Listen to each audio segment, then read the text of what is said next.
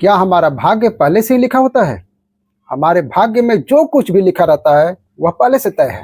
दोस्तों, गरुड़ पुराण में बताया गया है कि मनुष्य के भाग्य में जो कुछ भी जन्म से मृत्यु तक जो भी घटना घटता है वह पहले से तय होता है।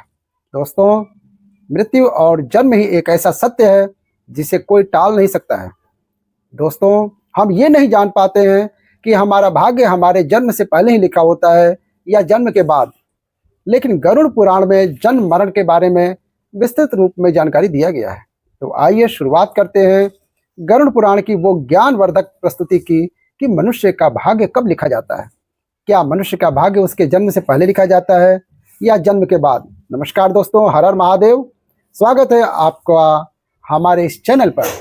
मित्रों, गरुड़ पुराण की इस ज्ञानवर्धक प्रस्तुति में आप खो जाएं उससे पहले हम आपको बता दें कि इस वीडियो को आधा अधूरा देखना की गलती बिल्कुल ना करें, क्योंकि यह गरुड़ पुराण की ज्ञानवर्धक प्रस्तुति है जो आपके जीवन से जुड़ी है।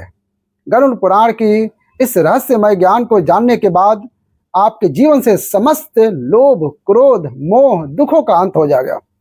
मित्रों, भगवान श्री कृष्ण कहते हैं कभी भी किसी व्यक्ति को गरुड़ पुराण की बातों को आधा अधूरा नहीं सुनना चाहिए, क्योंकि आधा अधूरा ज्ञान हमेशा जहर के समान होता है। इसलिए मित्रों, आपसे यही निवेदन है, आप इस वीडियो को बिना स्किप किए अंत तक जरूर देखिए।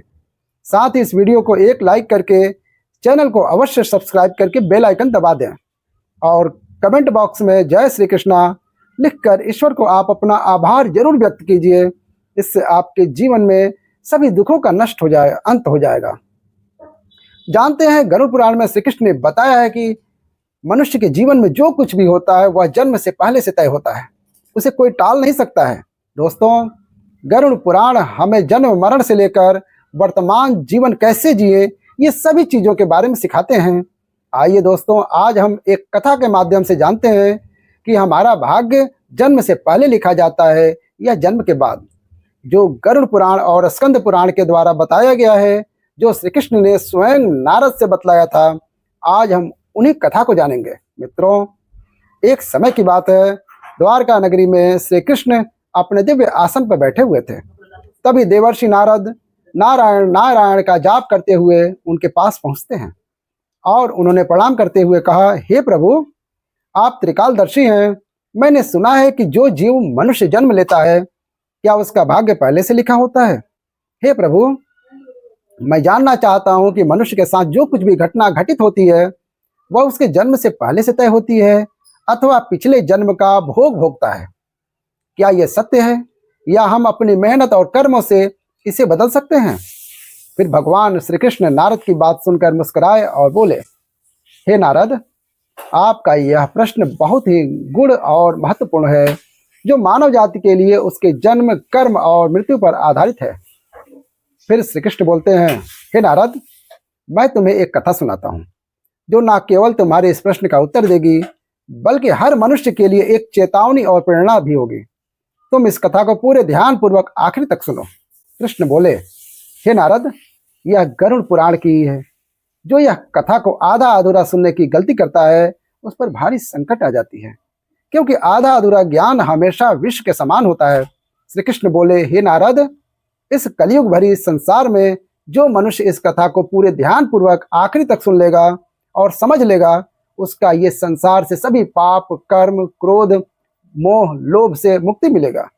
फिर नारद बोले, हे प्रभु, मैं उस कथा को पूरे ध्यान पूर्वक आखिरी तक सुनूंगा। आप उस कथा को निश्चिंत हो सुनाइए।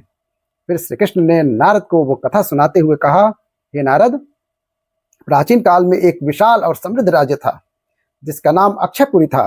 उस राज्य का शासक राजा रत्नधर था। राजा रत्नधर अत्यंत धर्मात्मा और न्यायप्रिय था।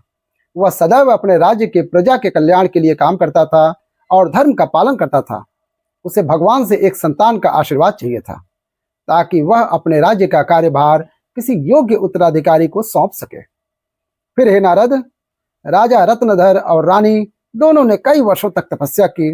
इससे भगवान शिव ने प्रसन्न होकर उसे संतान होने का वरदान दिया। फिर एक दिन भगवान शिव के आशीर्वाद से रानी गर्भवती हुई। राजा और रानी अत्यंत प्रसन्न थे, क्योंकि वे चाहते थे कि उनका बेटा महान शासक बने और राज्य को सुख समृद्धि की ओर ले जाए। परंतु जब रानी ने बेटे को जन्म दिया तो वह बच्चा विकलांग और शारीरिक रूप से कमजोर था। उसके शरीर की हड्डियां टूटी हुई थी और वह शारीरिक रूप से सक्षम नहीं था। राजा रत्नधर का दिल टूट गया। उसने भगवान से यह सवाल पूछा कि ऐसा क्यों हुआ। तब राजा रत्नधर ने भगवान श्री कृष्ण से मिलने का निर्णय किया और उन्हें अपने दुखों का साझा करने के लिए वहां पहुंचे। राजा ने भगवान से पूछा, हे प्रभु, मैंने इतनी तपस्या की, यज्ञ किए, फिर भी मेरे बेटे का जन्म विकलांग क्यों हुआ। मैंने भगवान शिव से आशीर्वाद लिया था, लेकिन ऐसा क्यों हुआ। क्या यह मेरे भाग्य में पहले से लिखा हुआ था। फिर श्री कृष्ण मुस्कुराए और कहा, हे राजा, तुम सही कहते हो कि तुम्हारा पुत्र विकलांग जन्मा है। क्या तुम जानते हो कि तुम्हारे पुत्र का जन्म इस प्रकार क्यों हुआ है। ये तुम्हारे द्वारा पूर्व जन्मों के कर्मों का फल है। ये तुम्हारे पिछले जन्म के कर्मों का परिणाम है जो तुम्हारे भाग्य में लिखा हुआ था। लेकिन इसका कारण यह नहीं है कि तुम्हारा भाग्य पहले से निर्धारित था। यह घटना तुम्हारे और तुम्हारे बेटे के कर्मों का फल है जो उसके पिछले जन्मों से जुड़ा हुआ है। राजा ने आश्चर्यचकित होते हुए पूछा, हे प्रभु, क्या भाग्य वास्तव में पहले से लिखा होता है। श्री कृष्ण ने कहा, जन्म, मृत्यु और जीवन के उतार चढ़ाव पहले से निर्धारित होते हैं, लेकिन हम जो कर्म करते हैं वह हमारे भाग्य को बदल सकते हैं। जिस दिन तुम्हारे बेटे का जन्म हुआ उस दिन तुमने एक विशेष संतान का वरदान प्राप्त किया था, लेकिन उस संतान को चुनौतियां मिलना जरूरी था ताकि वह अपने जीवन में धैर्य, साहस और पराक्रम को विकसित कर सके। लेकिन उसका भविष्य केवल उस समय के कर्मों से नहीं होता है, बल्कि यह तुम्हारे पिछले जन्म के कर्मों का परिणाम है।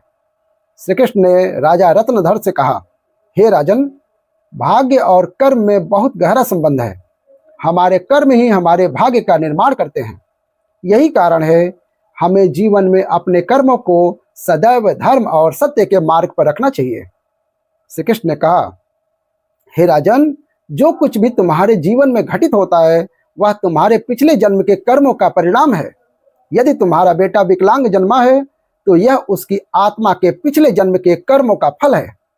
जब तुम एक पुण्य आत्मा के रूप में जन्म लेते हो तो तुम्हारे जीवन में कठिनाइयां और संघर्ष जरूर होंगे, क्योंकि इस दुनिया में हर आत्मा को कुछ न कुछ कष्ट भोगना पड़ता है ताकि वह अपने पिछले कर्मों को समाप्त कर सके।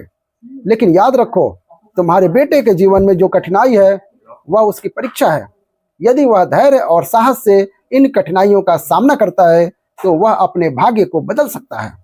एक दिन वह वही कार्य करेगा जिसकी कल्पना तुमने अपने जीवन में की थी। मित्रों, फिर राजा ने रत्नधर ने पूछा, हे प्रभु, क्या मैं और मेरे पुत्र अपने भाग्य को बदल सकते हैं।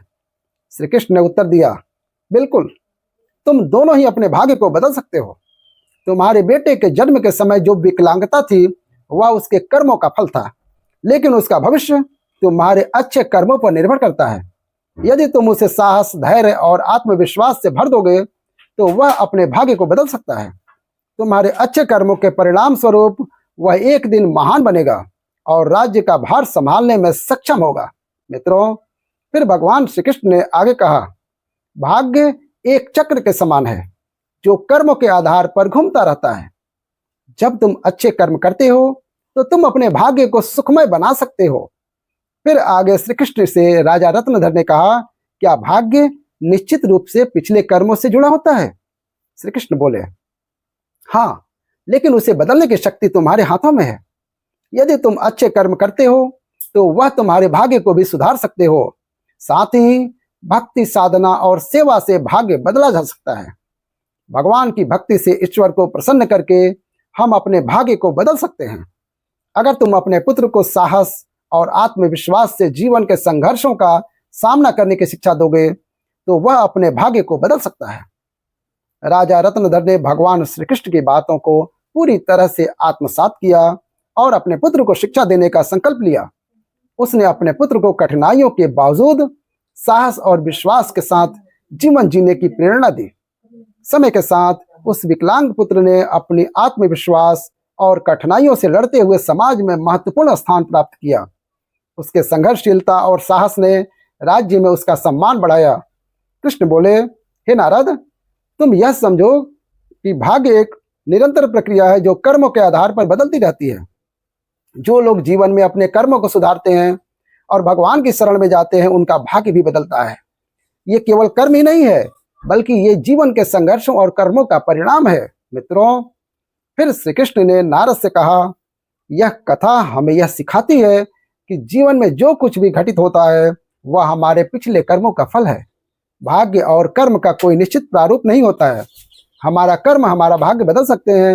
मित्रों, गरुड़ पुराण हमें सिखाती है, यदि हम अच्छे कर्म करते हैं और सत्य की राह पर चलते हैं और ईश्वर के ध्यान करते हैं तो हम अपने जीवन की दिशा को बदल सकते हैं।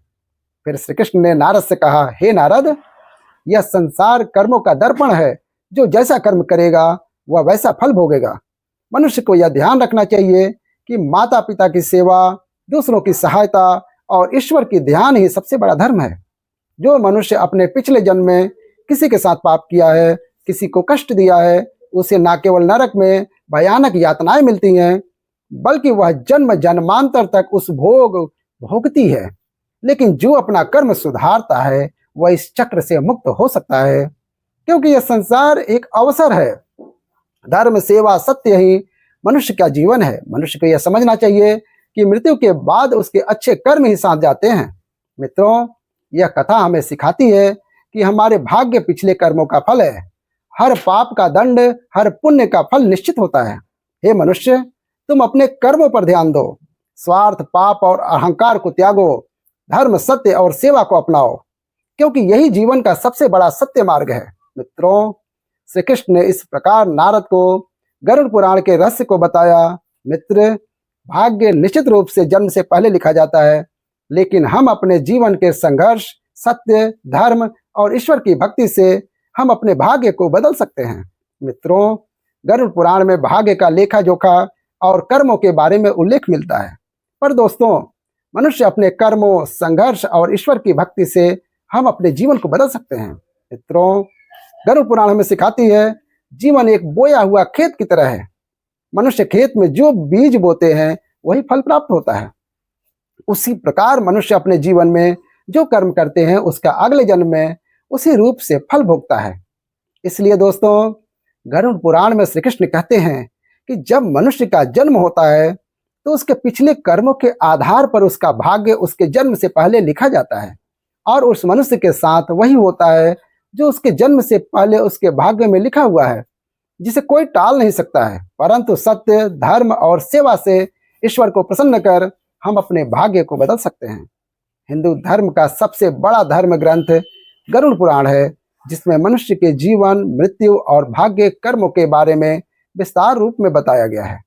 यह पुराण हिंदू धर्म के 18 महापुराणों में से एक है। इस पुराण में जन्म मरण से पुनर्जन्म, कर्म और आत्मा के मार्ग के बारे में पूरे विस्तार से बताया गया है। दोस्तों, गरुड़ पुराण के अनुसार मनुष्य का भाग्य उसके पिछले कर्मों पर निर्भर करता है। गरुड़ पुराण, जो विष्णु पुराण के प्रमुख ग्रंथों में से एक है, यह पुराण जीवन के रहस्यों और मानव के कर्म फल के बारे में बताया गया है। गरुड़ पुराण में श्री कृष्ण को साक्षात भगवान विष्णु के अवतार माने जाते हैं। दोस्तों, गरुड़ पुराण में श्री कृष्ण कहते हैं, मनुष्य अपने जीवन में अच्छे कर्म और सत्य मार्ग पर चलकर ईश्वर को प्रसन्न कर हम अपने भाग्य में होने वाले घटनाओं से बच सकते हैं और आने वाले भाग्य को हम बदल सकते हैं। मित्रों, गरुड़ पुराण में श्री कृष्ण ने मनुष्य को जीवन जीने के लिए 3 मुख्य उपदेश दिए हैं, जिन पर चलकर हम अपने भाग्य के कर्मों को बदल सकते हैं। दोस्तों, आप इस वीडियो को अंत तक जरूर देखिए, क्योंकि यह सारी जानकारी गरुड़ पुराण के द्वारा बताया गया है। इस वीडियो को बीच में छोड़कर जाने की गलती बिल्कुल भी ना करें। इसलिए इस ज्ञानवर्धक प्रस्तुति को अंत तक जरूर देखिए। आइए जानते हैं। नंबर 1, अपने धर्म का पालन करना। मनुष्य का जन्म किसी खास उद्देश्य के लिए होता है। जो मनुष्य अपने पिछले जन्म में पाप करता है वह इस जन्म में भी उस पाप का भोग भोगता है, क्योंकि मनुष्य के जन्म से पहले उसके जन्म से मरण तक का भाग्य पहले से तय होता है। इसलिए दोस्तों, गरुड़ पुराण में श्री कृष्ण ने बताया है, मनुष्य को हमेशा धर्म और सत्य का पालन करना चाहिए। इससे हमारे पिछले जन्म के पाप से बच सकते हैं। ईश्वर की भक्ति से हम अपने जीवन को बदल सकते हैं। हम सभी ऊंचाई तक पहुंच सकते हैं। दोस्तों, यह जीवन एक अनमोल उपहार है, इसे व्यर्थ न जाने दें। सही कर्म और धर्म का पालन से हम अपने जीवन को अगले जन्म में होने वाली घटनाओं से बच सकते हैं। यह न केवल आपके लिए है, बल्कि इसे पूरे समाज के, दुनिया के लिए प्रेरणा का स्रोत आप बनिए। नंबर 2, माता पिता की सेवा और आदर करना। दोस्तों, गरुड़ पुराण में श्री कृष्ण कहते हैं कि मनुष्य को हमेशा अपने माता पिता की सेवा करनी चाहिए, क्योंकि माता पिता के चरणों से ही तीनों लोकों का स्वर्ग है। जो लोग माता पिता को नहीं मानते, उनका आदर नहीं करते, उन्हें न केवल नरक में भयानक यातनाएं भोगनी पड़ती है, बल्कि उसके अगले जन्म में भी भारी संकट भोगना पड़ता है, और वह मनुष्य अपने पाप का परिणाम जन्म जन्मांतर तक उस कर्म का भोग करता रहता है। नंबर 3, अहंकार। दोस्तों, गरुड़ पुराण में श्री कृष्ण ने बताया है, मनुष्य का सबसे बड़ा शत्रु उसका अहंकार होता है, जो मनुष्य को अपने कर्मों से दूर कर देता है। जिस मनुष्य के मन में अहंकार प्रवेश कर जाता है, वह मनुष्य अपने जीवन को उस ओर ले जाता है जहां उसे संकट के सिवा कुछ और नहीं मिलता। उस व्यक्ति को न केवल नरक में भयानक यातनाएं भोगनी पड़ती हैं, बल्कि वह व्यक्ति अपने आने वाले भाग्य को भी नरक की ओर ले जाता है। इसलिए मनुष्य को हमेशा सत्य, धर्म और प्रेम की भावना रखना चाहिए। इससे वर्तमान जीवन और आने वाले भाग्य हमेशा खुशहाल रहते हैं। मित्रों, गरुड़ पुराण हमें सिखाता है, यह जीवन हमारे कर्मों का फल है। यह ग्रंथ हमें समझने की प्रेरणा देता है कि अपने जीवन से धर्म, सत्य, परोपकार का पालन करना ही सबसे बड़ा कर्तव्य है। आत्मा की मुक्ति और अगले जन्म में उच्च योनि प्राप्त करने के लिए मनुष्य को अपने कर्मों को ध्यान में रखना चाहिए। मित्रों, गरुड़ पुराण हिंदू धर्म के महान ग्रंथों में से एक है। यही हमारे जीवन को सही दिशा में चलने का ज्ञान देता है, जो हमें यह सिखाता है कि मनुष्य का भाग्य उसके कर्म और ईश्वर की इच्छा का परिणाम होता है। यह ग्रंथ न केवल जीवन और मृत्यु के रहस्यों के बारे में बताता है, बल्कि यह भी समझाता है कि मनुष्य अपने जीवन को किस प्रकार से सही दिशा में ले जा सकता है। गरुड़ पुराण में मनुष्य के जन्म मरण से लेकर वर्तमान जीवन कैसे जिए, इन सभी चीजों के बारे में विस्तार से वर्णन किया गया है। मनुष्य के जीवन से लेकर मृत्यु तक की सारी जानकारी इस धर्म ग्रंथ गरुड़ पुराण में बताया गया है। मनुष्य जीवन में जो कुछ भी घटित होता है, वह हमारे पिछले जन्म का फल है। दोस्तों, गरुड़ पुराण हमें यह सिखाता है कि भाग्य केवल कर्मों का फल है। भले ही भाग्य जन्म से पहले लिखा होता है, लेकिन हम इसे कर्मों से बदल सकते हैं। मित्रों, जीवन एक दुर्लभ अवसर है, जिसे सही दिशा में ले जाकर हम अपने आत्मा को मोक्ष की ओर अग्रसर कर सकते हैं। धन्यवाद दोस्तों। गरुड़ पुराण के द्वारा बतलाए गए सभी बातों को अवश्य ध्यान में रखें और सत्य की राह पर चलें। इससे आने वाला जीवन अत्यंत सुखद हो। और दोस्तों, वीडियो अच्छी लगी तो वीडियो को लाइक करके कमेंट में जय श्री कृष्ण जरूर लिख दिए, और चैनल को सब्सक्राइब करके बेल आइकन जरूर दबा दें। हर हर महादेव।